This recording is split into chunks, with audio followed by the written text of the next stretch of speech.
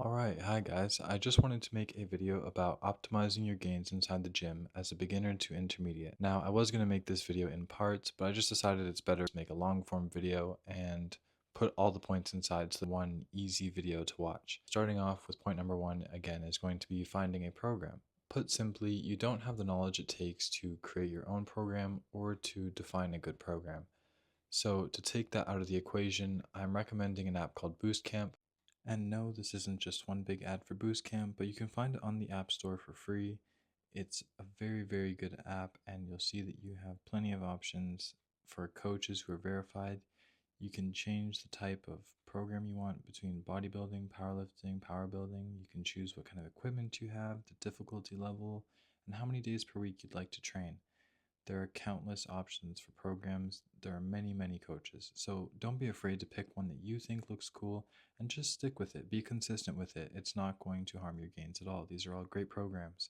So now that you've found a program that works for you, we're going to talk about the second point, which is going to be standardizing form.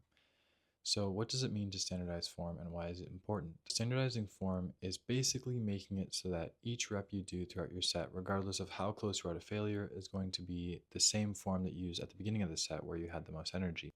You do this so that you're not using any body English, momentum, or any outside variable to basically get the weight from point A to point B. We're trying to isolate the muscles and make them do the work. What does that look like? So I'm going to put a video of a good set where the form is perfect throughout the whole set, and then a video of horrible form where each rep at the end of the set was basically not good form at all.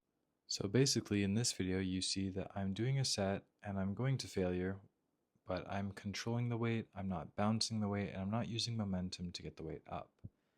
The second video, you can see the form is pretty bad.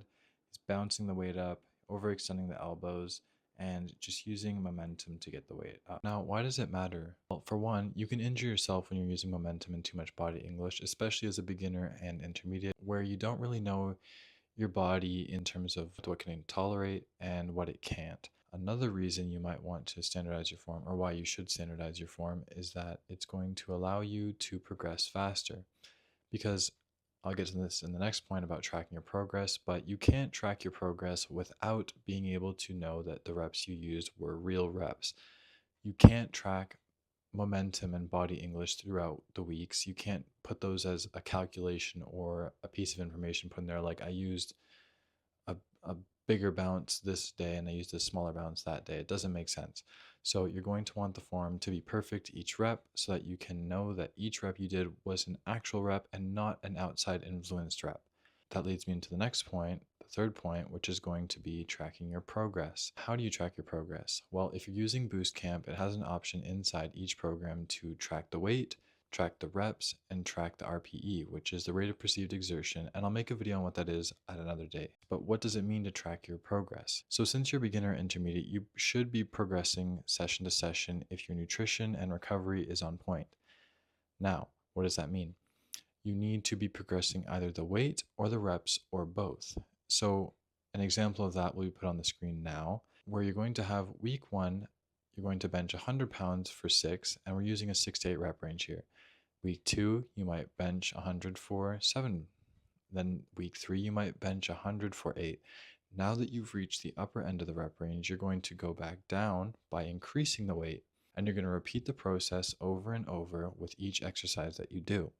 Now, another way that you can do this progression is to increase the weight and match the reps and slowly progress the reps over time. So that might look like this, where you bench 100 pounds for 6 in the first week. You add 5 pounds, you bench for 6 again. Week 3, you might bench 110 pounds for 7 reps. That way you're progressing both at the same time. That's called a double progression. Now, I personally use double progression, but for a beginner to an intermediate, I would just recommend increasing the weight or the reps. The next point that I wanted to bring out is to learn how to train hard. You want to make sure that you're training very, very hard. And what does that mean? So we know that being within proximity to failure is the best place to be if you want to see gains. I would always recommend training RPE 8 to 10 or RIR 2 to 0. I'll make a video for RPE and RIR hopefully within the next few days so that you guys can understand if you don't already. But also you can just search it up on Google. It's very easy to understand.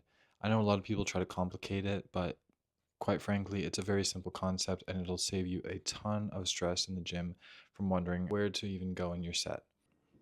So, how do you actually gauge how hard you're training?